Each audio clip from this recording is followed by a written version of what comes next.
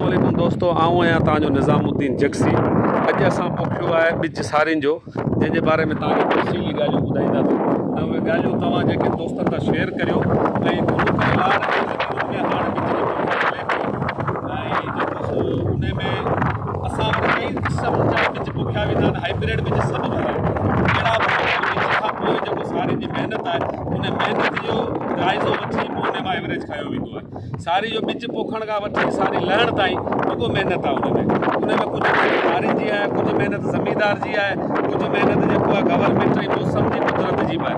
Government in करे अॼु पाणी ॾींदी आहे, जेका मौसम कुदरत अलाह जी तरफ़ां महिरबानी हूंदो आहे त मौसम वधी हूंदो आहे, एवरेज वधी वेंदो आहे। हारियुनि जी महिनत इहा हूंदी आहे गंद गाह किचिरो बाण फुदो जेका उनखे ॾे सवलो पाणी में संभाले त हारी जेकी महिनत आहे उनखे लाभ करे वरी पुॼाए। ज़मींदार जो ख़र्चु आहे, ख़र्चु कंदो पूरो त आबादी ओतिरी खणंदो, जे ख़र्चु न कंदो त आबादी कोन खणंदो।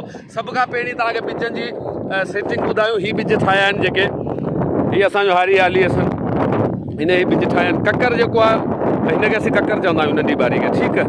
ऐं हिन ककर में असां मॾु विधी आहे। मॾु छाजी आहे, मिल जी जेका मॾु आहे उहा विझंदा आहियूं। उहो छाजे करे विझंदा आहियूं त बाबा ॿिज जे मथां थोरो थोरो जेको काढ़ो लॻे त उनखे जेको आहे मॾु सपोर्ट करे। पोइ हिन में ॿिज छटियो आहे, हिन में DAP बि छटियल आहे, ऑर्गेनिक्स मैटर बि छटियल आहे। पोइ हाणे हिनखे पाणी हणूं पिया ऐं हू जेको टारो हणे पियो उहो वरी पाणी जी स्पीड जेका आहे उनखे घटाइण जे करे उहो पाणी स्पीड सां लाहवारी कंदो या पाणी जेको आहे ॿिज खे टाले छॾींदो, इन करे उनखे टारो हणंदा आहिनि। हणूं हिते वरी जेको हथ बि हणंदा आहिनि, हथु इन करे हणिबो आहे ऐं तव्हांखे ॿुधायूं त हथु पाणी में वरी हणंदा आहिनि त बाबा मिक्स थी वञे, मिटी में मिक्स थी वञे।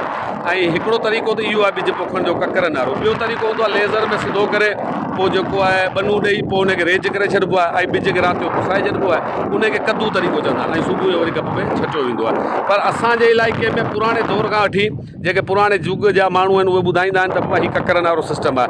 ककर नंढो ॿारियूं इन करे ठाहींदा आहियूं पाणी लेवल में बीहे ऐं ॿिज जी जेका एवरेज आहे उहा पाणी जे ककर जे हिसाब सां असांखे ख़बर पए।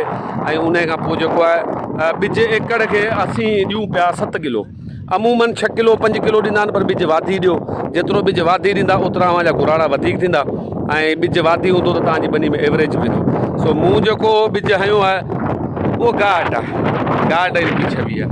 कुझु ॿिज जेको आहे शाम जो हणंदा अली हसन मला कीअं लॻी इंटरव्यू। ऐं हीअ जेको ॿिज आहे हीअ त असां सुबुह वारे टाइम में हयूं आहे। ॿिज जो हमेशह सुबुह जो छटे छॾियो, 9 खां अॻे या 10 ताईं ॿिज खे पाणी ॾेई छॾियो। ईअं न त जो काढ़े में तव्हां जेको आहे ॿिज छटियो 12 बजे पोइ 1-2 बजे पाणी ॾियो त पोइ ज़मीन तपी वेंदी ऐं उन ॿिज जी जर्मिनेशन तव्हांजी मारिजी सघे थी। सो कुझु तफ़सीलियूं मूं ॻाल्हियूं ॿुधायूं, थी सघे इन में का ग़लती बि थी वई हुजे ऐं उन में को दोस्तनि जी रहनुमाई थींदी, कमेंट्स ॾींदो, उनजी महिरबानी। अलाह ख़ुशि रखे। निज़ामुद्दीन जक्सी, दे जक्सियानी, तेलका टनो, गुलाम हैदर, ज़िलो टनो, मोहम्मद ख़ान।